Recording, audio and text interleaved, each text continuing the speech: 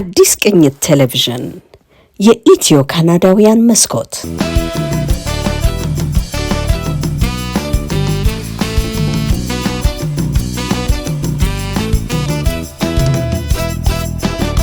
ዘራፍ አካኪ ዘራፍ እዚህ ጋር ዘራፍ እዛ ጋር ዘራፍ ማንም አይነካ ያገሬን ደጃፍ። የተከበራችሁ ሁላችሁ እንኳን ደህና መጣችሁ። ዓመቱን የአድዋ ድል በዓል ለማክበር የመጣችሁ በቶሮንቶና አካባቢው የምትኖሩ ኢትዮጵያውያን፣ ትውልደ ኢትዮጵያውያን፣ የኢትዮጵያ ወዳጆች የአድዋ ድል በዓልን በደመቀ ሁኔታ ዛሬ ከእናንተ ጋር እናከብራለን። እንደ ሀገሬው ልማድ መሰረት የምንጀምረው ላንድ አክኖሌጅመንት በማድረግ ይሆናል። ከዛ በኋላ ፕሮግራሞቻችንን ሶሲ በቅደም ተከተል ታስተዋውቃችኋለች። መድረኩን የምናጋፍርላችሁ እኔ ገዛኸኝ መኮንን እንዲሁም ስና አሸናፊ ነች። እንግዲህ እስከ ፍጻሜው ድረስ በትዕግስት እንድትጠብቁን እንጠይቃለን።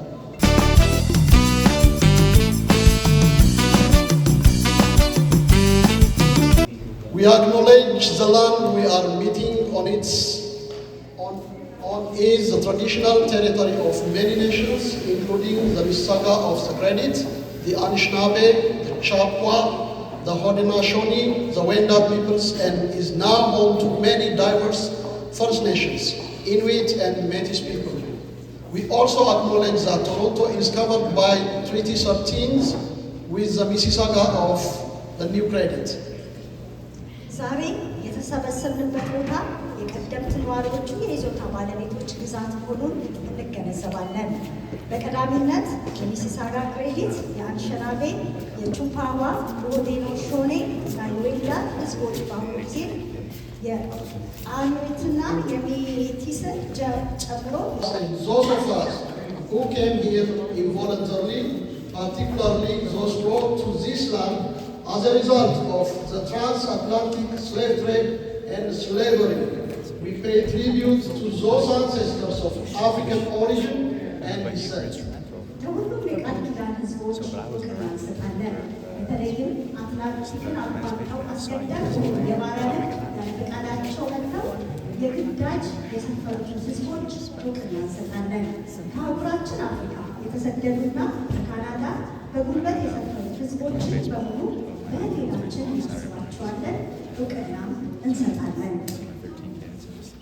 የተከበራችሁ በዚህ ቀን ጥሪያችንን አክብራችሁ ስለተገኛችሁ በእኛና በኢትዮጵያ ማህበር ስም ከልብ ምስጋናችንን ማቅረብ እንፈልጋለን። አብራችሁን እስከ ፕሮግራሙ መጨረሻ ከዘለቃችሁ ግጥም አለን፣ መነባነብ አለን፣ አጭር ዶክመንተሪ ፊልም አለን፣ ሙዚቃና ዳንስም ይኖረናል። እንዲሁም የመጽሐፍ ንባብ፣ ኪኖት ስፒች ሽልማትና ሻይና ቡና አለን። ከዛ በተረፈ ደግሞ ከእናንተ ጋር የምንጨዋወትበት ሽልማት የሚያስገኝ የስነ ቃል ጨዋታ አለ። ይህንንም እያሰባችሁበት ትቆያላችሁ። መልካም ጊዜ እንዲሁም ደግሞ እንመኛለን። በድጋሚ የ130ኛ ዓመቱ የአድዋ ድል በዓል ያማረ የደመቀ እንዲሆን እንመኛለን። ልክ በዛሬዋ ዕለት ማርች 1 1896 ዓ.ም የአድዋ ድል ተበስሯል። በኢትዮጵያ አቆጣጠር የካቲት 23 ቀን ማለትም ነገ 1888 ዓመተ ምህረት ነው ይህ ድል የተገኘው። For those of you who can't speak English, this is the celebration of the victory of the Adwa. It's a victory of Africans, not only Ethiopians. It's the first victory, as you know, over a colonial power in 1896 in a place called Adwa in the northern Ethiopia. And Ethiopians are very proud and they are gathering here to celebrate this victory. And we are happy that you are joining us to celebrate with us. And we'll have few English contents along the way. And enjoy.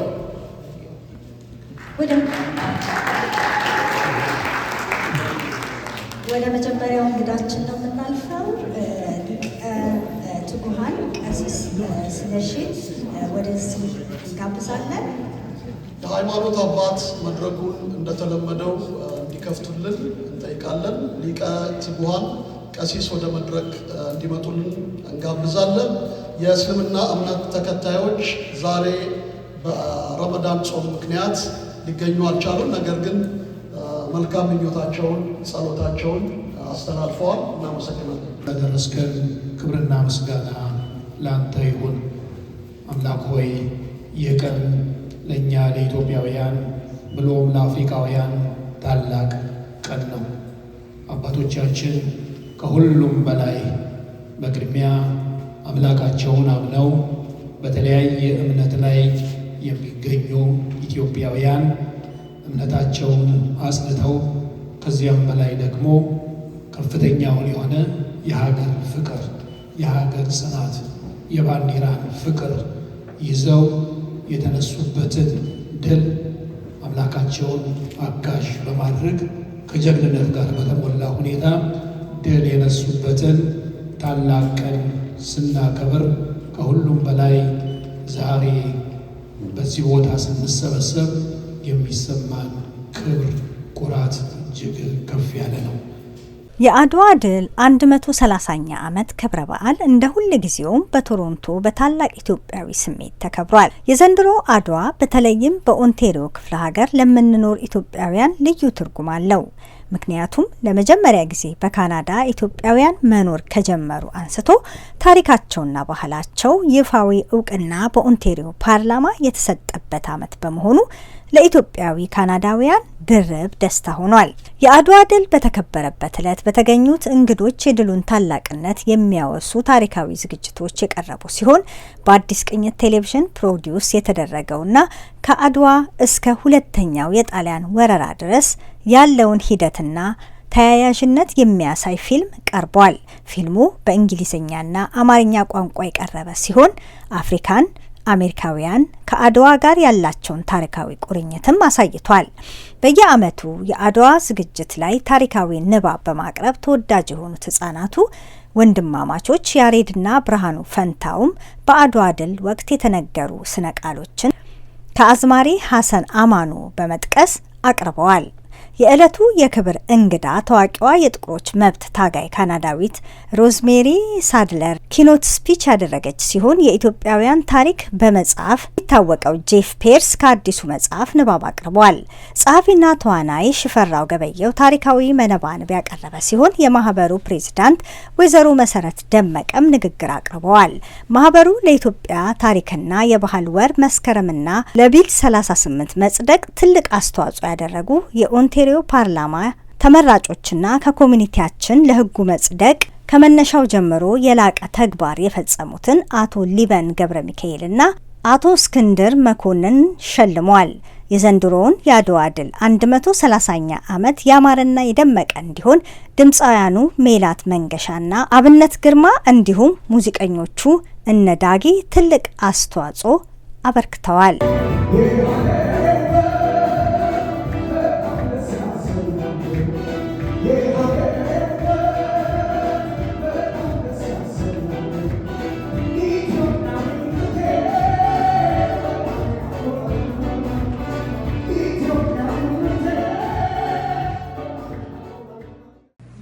በየኢትዮጵያ ሀገሬ ዛሬም ከፍ በይ በክብርሽ። በሉ እስቲ ጎበዝ እናውጋ እንጨዋወት በወጉ ስላንተ ደግሞም ስላንቺ ስለኛ ይታይ ታሪኩ። የገለጥ ዶሴ ድርሳኑ ማን ነበርን ከቶ ምን ነበርን? በአክሱም በላሊበላ በፋሲል ጥበብ የተካን ከምስር እስከ አረባዶ ሩቅ ምስራቅ ህንድ ተሻግረን ስንገዛ ስናስተዳድር ኖረናል ገናና ሆነን። እናም የኔና ያንተ ያንቺና የኛ መገኛ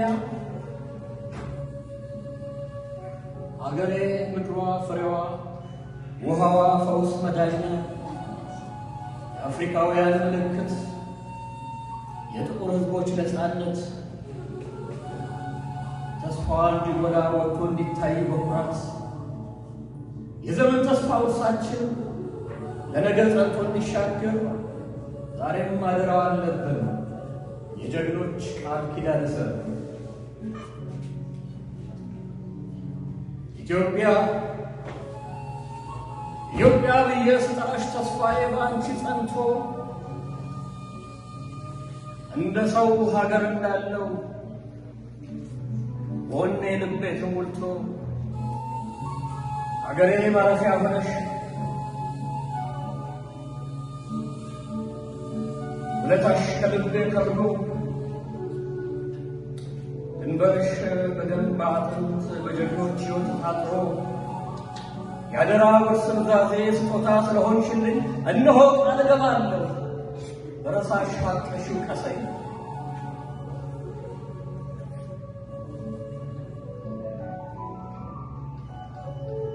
ገናና ስምሽ አማረ በእውነት እጅግ የጎላ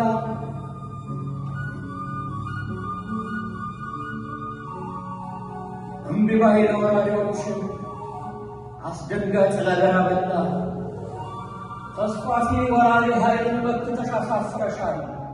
በአድዋ አምባ ላይ ጣሊያንን በድንገት አስደንግጠሻል። ይኸው ድል በአውሮፓ ምድር ሲወራ ታሪክ ሲነገር ለአፍሪካ ነፃነት ሆኖ በትንቢት ይናገር ነበር።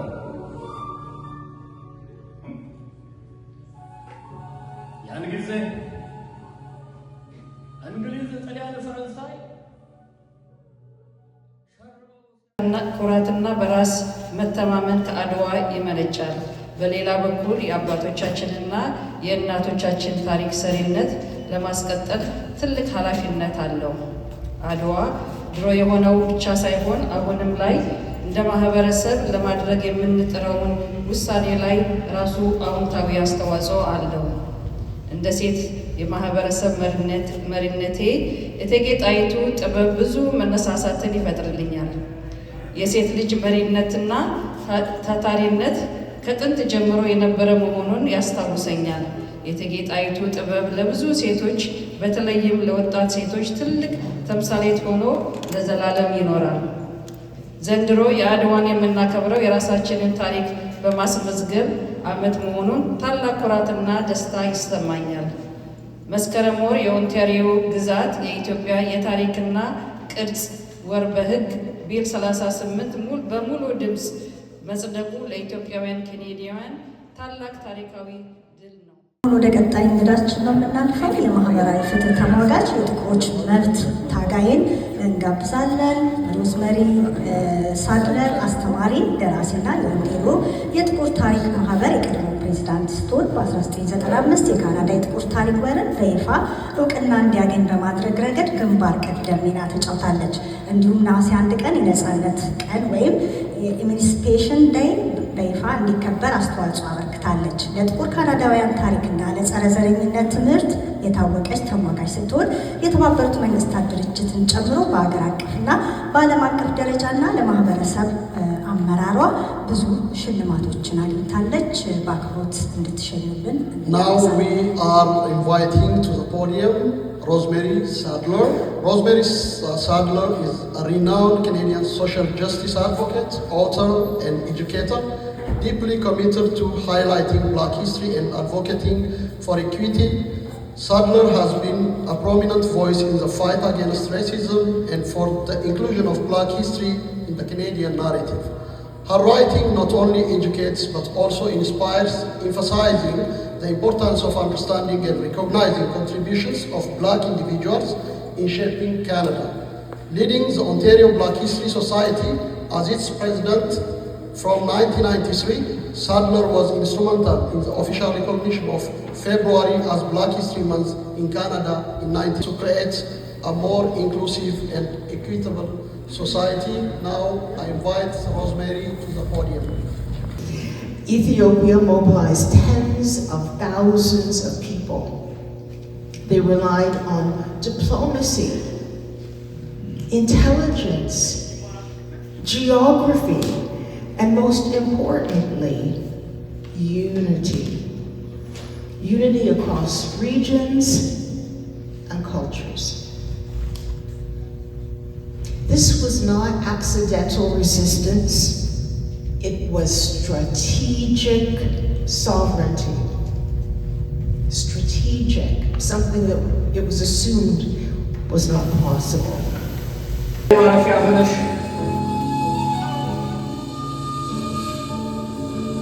ለታሽ ከልቤ ከብዶ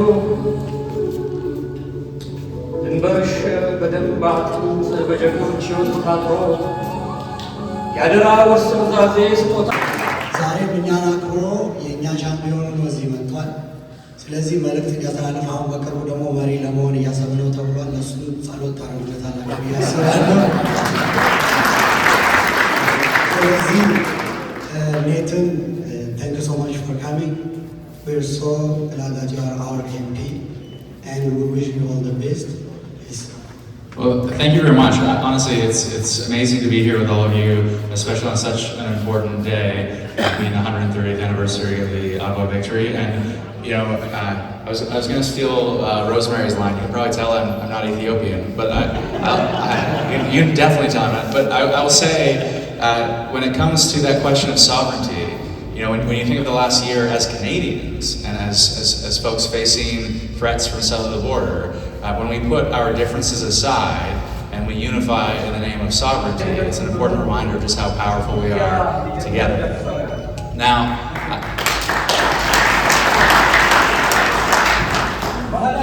I just want to say I feel very lucky. I've been the Member of Parliament for Mitchell East York for the last 10 years. I grew up in the East End. I feel very lucky to have such a vibrant Ethiopian community in our East End, across our city, across our country. I feel very lucky to represent the East End, and it's an incredible partnership we've had with the Ethiopian Association. I'm lucky especially, my office is on the Danforth and we're just down the street from the Ethiopian Association. I'll say, I've only been there for 10 years. The Ethiopian Association has been there since 1981, I think. They opened their doors to serve the community, and so it's 45 years now. And so, honestly, you know, I assume you were clapping for nice things when Sela was talking about me. But I do see it as a partnership. So when there are opportunities for funding for youth, when there are opportunities for funding for youth jobs, when there are opportunities for funding for seniors programs, anytime that my office is able to contribute and to partner with the Ethiopian Association and with the community more broadly, we will be there at every opportunity. It's incredibly important to continue to lift up the community. And I will say, when it comes to lifting up the community, my ask of you, everything is political. And for better and worse, politics happens with or without us. And so I think this community continues to need to grow and see more representation in office. And so I encourage all of you, I encourage 2 young kids jumped up and bought Rosemary's book. I think young people have to step up in politics, but everyone has to participate. The answer is always participation. We want to have a strong voice, whether it's at Queen's Park, whether it's in Ottawa. So thank you from me, from my office. More than anything, we'll continue to partner, but where any of you are interested in getting involved in politics, I will lift up your voices and be a partner in that as well.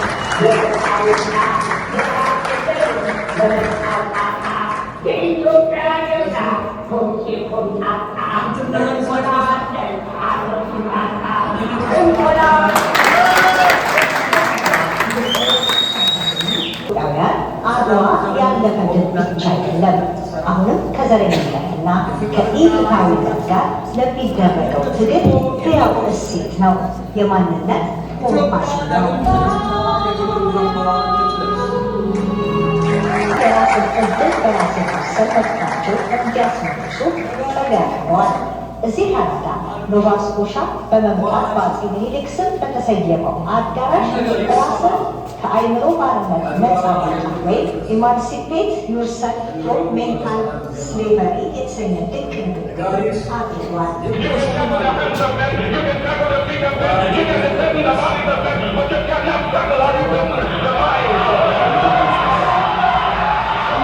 አድዋ የፓን አፍሪካኒዝምን አጠናከረ። የጸረ ባርነት ነፃ ትግልና የጸረ ቅኝ ግዛት ተቃዋሚዎችንና ኤምፓየር ሊወድቅ እንደሚችል ያለበት አነሳስቷል። እሱ ምንድነው? ጥቁሮችና ነጮች በጂም ክሮ ነው። ጂም ክሮ የምንለው ነጭና ጥቁሮች መጸዳጃ፣ ትምህርት ቤትም፣ የፐብሊክ ኢንፍራስትራክቸር ምንለው ክሊኒክም፣ ሆስፒታል፣ ትምህርት ቤቶችን፣ መንገድ በባስን ጭምር ለየብቻ መጠቀም አለባቸው የሚል የሴግሪጌሽን ምንለው የማግለልና የመለያየት ፖሊሲ ነው። ምክንያቱም ነጮች ከጥቁሮች ጋር አብረው መጠቀም የለባቸው። እንግዲህ የዚህን አዋጅ ማጠንከሪያ የሆነ በ1896 አሜሪካ ታውጇል። ስለዚህ ይህ አዋጅ ሲታወጅ እዚህ ደግሞ ምን ተፈጠረ? ይህንን አዋጅ ሽሽት የመጡ ጥቁሮች እዚህ ሰፈሩ። የተወሰኑ የመጀመሪያዎቹ የጥቁር ኬኔዲያውያንስ ይሄ 1896 ላይ የተፈጸመው። እንግዲህ ከዛ በፊት ደግሞ 1855 ላይ አጼ ቴዎድሮስ ከእንግሊዞች ጋር ሲዋጋና መቅደላ ላይ ሲሰዋ ዱቦይስን የምለው የታላቁ ፈላስፋና የፖለቲካ ምሁር በማሳቹሴትስ በአሜሪካ ተወለደ። ዱቦይስ ከተወለደ በኋላ ምናልባት ወጣትነት ዘመኑ ላይ አድዋ ድልን በ1896 መካሄዱን ሰማ። ዱቦይስ በወቅቱ አትላንቲክ የተባለ መጽሔት ላይ የጻፈ ነበረ ስለ ጥቁሮች መብት። ጥቁሮች እንዴት ነው ከዚህ ከሴግሬጌሽን መውጣት ከጂም ክሮ መውጣት ያለባቸው፣ እንዴት ነው አሜሪካን ዲሞክራሲ ጥቁርንም ነጭንም እኩል አድርጎ ሊገዛ የሚችል የፖለቲካ ስርዓት መፍጠር የሚቻለው የለም። በዚህ ሂደት ነው አድዋ ትልቅ ኢንስፓይሬሽን በመሆን ለኢትዮጵያኒዝም የሚባለው ሙቭመንት እንዲመጣ የቻለው ማለት ነው። ሌላ እስክንድር እንደምታስታውሱት በፈረንሳይኛ እና በእንግሊዝኛ የኢትዮጵያ ሄሪቴጅ መንዝ ለምን እንደሚከበር በግልጽ ስትናገር የነበረች ነች። አሁንም እዚህ ተገኝታለች። ፊረን በበርካይ አሁን በእናንተ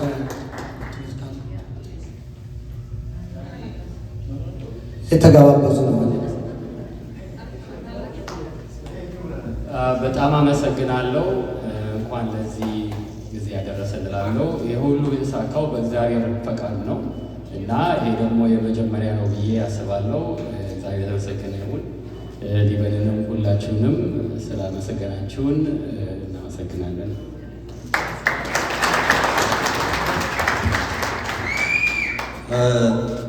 ቴንኪዩ በጣም እናመሰግናለን። የኢትዮጵያ ማህበር ቦርድ ዳይሬክተሮች አዘጋጅተን መምጣት ነበረብን ጊዜ በሌላ ጊዜ እናደርገዋለን። ግን ቅድም ከተነገረው ጋራ አንድ ነገር ብል ደስ ይለኛል። እዚህ ሀገር እንደመጣሁኝ maybe I should speak in English for the sake of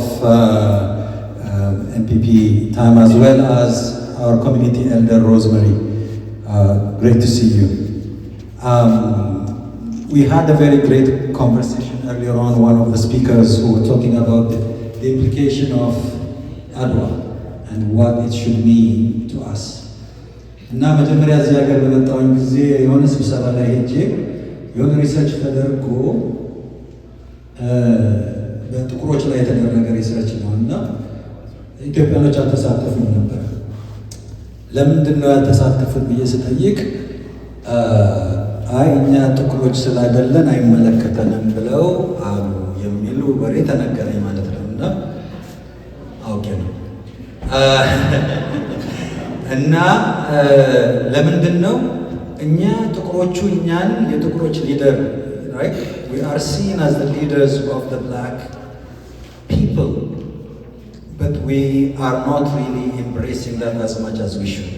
And I think at this time of the celebration of the 130th anniversary, one of the things that we should do is really embrace this as being leaders, not just historically, as my good friend there mentioned, but in reality today that there are so many things that we can lead within the black community.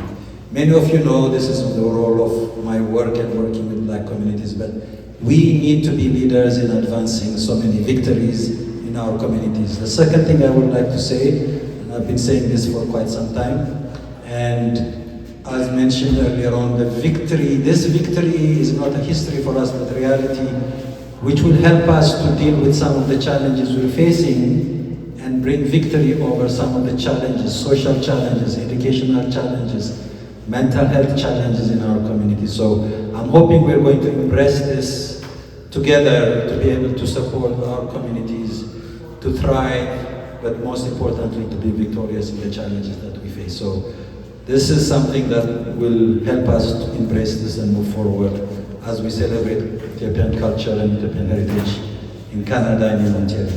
Thank you. An important evening, and I really, more than anything, just want to congratulate the organizers, the community, for pulling all of this together. It has been one of the great pleasures of being the leader of the opposition in Ontario and the leader of Ontario's NDP to get to know your community, to be with you in celebrating momentous occasions like this one. And so I just wish you all the most wonderful evening. I look forward to celebrating with everyone. Congratulations again. We are so proud of the Ethiopian community in Canada and everything you will and continue to achieve. ደጃዝማች ገበየው ጎራው የሞቱበት ጦርነትና ከአድዋ በፊት የተካሄደው ጦርነት ምን ይባላል? እሺ ዛጋ የጉንደት ጦርነት ብሏል አይደለም? እሺ የአምባላጌ ጦርነት ስም ማን ነው? ተነስ። የአምባላጌ ጦርነት ነው። ደጃዝማች ገበየው ጎራው ገበየው ሲሞት ተተካ ባልቻ መልፋ ገላባጭ ብቻ ለብቻ የተባለላቸው ገበየው ጎራው የሞቱበት ጦርነት ነው። ሰላም ኢትዮጵያውያን፣ ስሜ ብርሃኑ ፈንታ አባተ ይባላል። እንኳን ለአድዋ 130ኛው የአድዋ ድል በዓል አደረሳችሁ። ዛሬ ማስታወስ የምፈልገው ስለ አድዋ ድል ብቻ ሳይሆን ለጀግኖች አባቶቻችን ከጀርባ ሆነው ወኔ ሲሰጡ ስለነበሩት የመሰንቆ አዝማሪዎች ድምፅ ነው። ንጉሥ ሚካኤል ከደሴ ወደ አድዋ ይዞት የዘመቱት ጦርና ጋሻ ብቻ አልነበረም። ጥበብና ታሪክ ዘጋቢ፣ አዝማሪና አርሆ ጭምር ነበር። አርሆ ታውቃላችሁ አይደል? እኔም አውቃለሁ እንኳን እናንተ። ከነዚህም ባለሙያዎች ውስጥ ሐሰን አማኑ የተባለው ዋናው የንጉሥ ሚካኤል አዝማሪ ነበር። ሁለቱም አይኖች ማየት ባይችሉም ልቡ ግን ብርሃን ነበር። ሐሰን አማኑ በመሰንቆ ስለ ባልቻ ሳፎ እንዲህ ነበር ያዜመው። ገበየው ቢሞት ተተካ ባልቻ፣ መድፍ አገላባች ብቻ ለብቻ፣ አሻግሮ ገዳይ ዲባን ተርሶ፣ የዳኛው አሽከር ባልቻ በነፍሶ። ከሐሰን አማኑ ቀጥሎ በዘመኑ ዝነኛ የነበሩ 4 አዝማሪዎችም ነበሩ። እነሱም በላይነሽ አብተው፣ ጉልማው ይመር፣ መሐመድ ዳርጌ እና ታሪኬ ሲሆኑ ከወሎ ደሴ ምድር ተነስተው አድዋ የዘመቱ አዋጊ አዝማሪዎች ነበሩ። ታዲያ በላይነሽ አብተው ስለ ባልቻ ሳፎ እንዲህ ስትል አዜመች። ከመድኃኒት ፍቱን ውሸባና ከሰው መልካም ባልቻ ከፈረስም ነፍሶ። ንጉሥ ሚካኤልን ተከትላ ማሲንቆ ተሸክማ ከደሴ ወደ አድዋ የተጓዘችው ታሪኬ በጦርነት መሃል የወደቀ የአገሯን ልጅ ብታይ እንዲህ ስትል አዜመች። እንደ እግዚአብሔር ስጋጃ ምድሩ ላይ ተሰፍተ፣ እንደ ብረት ቁና አፈር ላይ ተደፍተ፣ ነፃነትን ይመጣል የአገር ልጅ በሞት ብላለች። ቀጥሎ ጉልማው ይመር የተባለው አዝማሪ ስለ ንጉሥ ሚካኤል ያዜመው እንዲህ ሲል ነው። ማን በነገረው ለጣሊያን ደርሶ ሚካኤል መጣ ረመት ለብሶ ብሏል።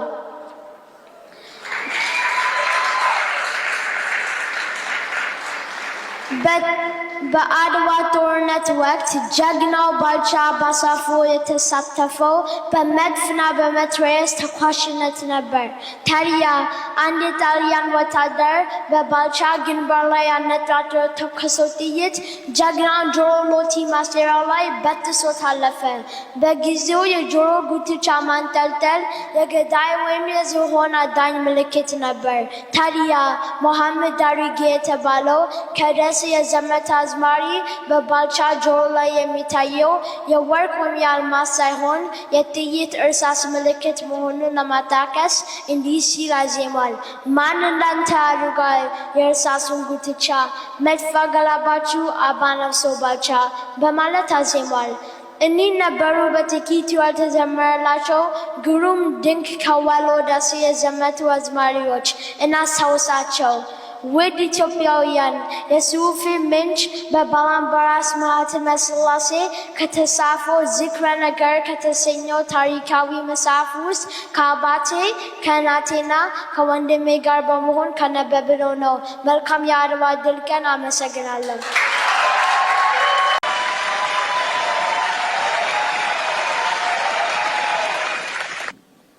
እንደምን ዋላችሁ ውድ ኢትዮጵያውያን። እንኳን ለ130ኛው ዓመት የአድዋ ድል በዓልን አደረሳችሁ።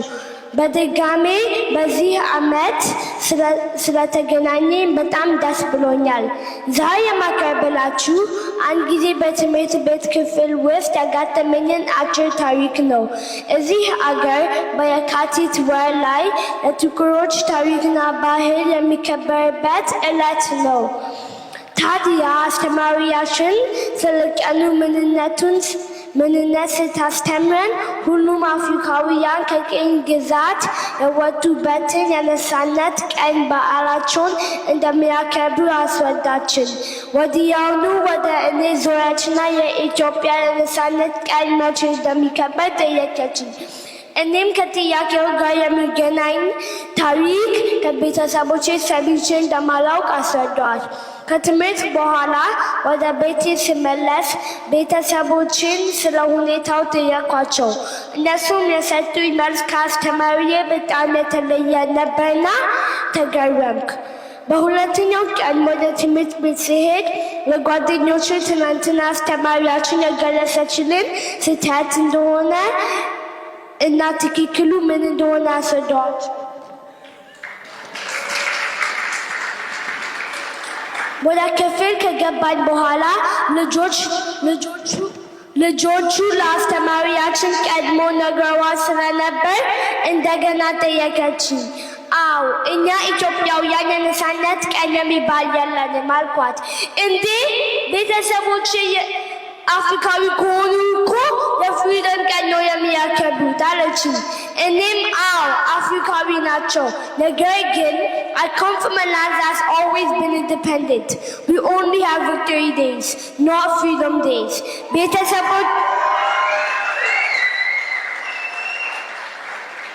ቤተሰቦቼ የመጡት ዘወትር ነፃነቷን ጠብቃ ከምትኖር እና የድል በዓልን ብቻ ከምታከብር ብቸኛዋ የአፍሪካ አገር ነው።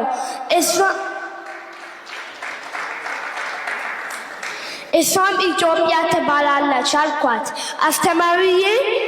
አስተማሪዬም ትኩር ብላ አይታኝ በጣም ይቅርታ በቂ እውቀት ነው የሰጠኝ አለችኝ። እኔ በኩራት በመግለፌ እጅግ በጣም ደስ ብሎኛል።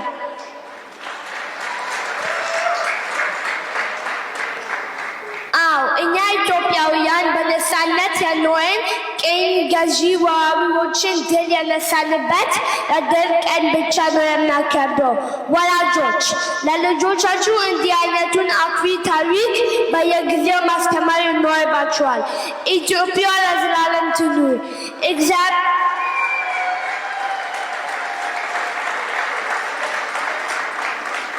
እግዚአብሔር የከርሞ ሰው ይበለን።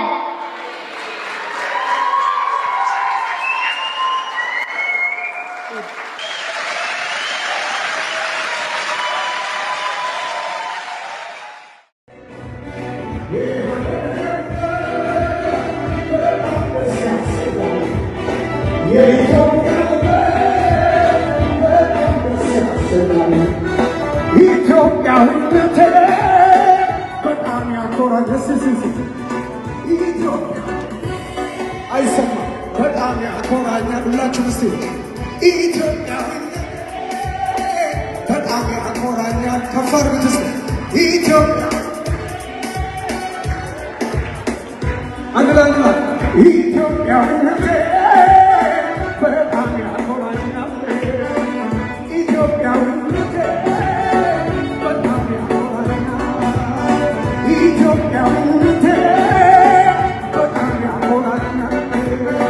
ኢትዮጵያዊነቴ በጣም ያኮራኛል። ኢትዮጵያ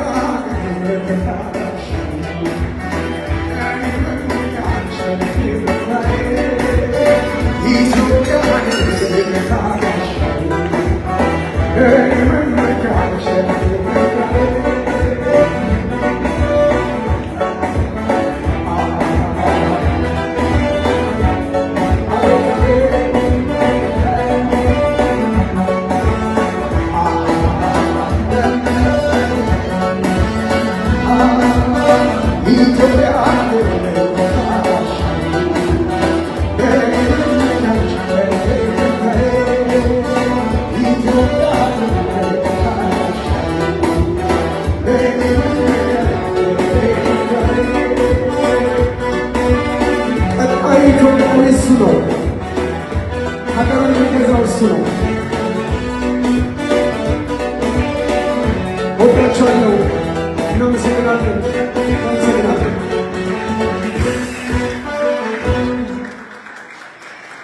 ተመልሰን ወደ ኋላ እንላለን። እንኳን ደስ አላችሁ፣ እንኳን በዚህ ቀን በሰላም አደረሰን።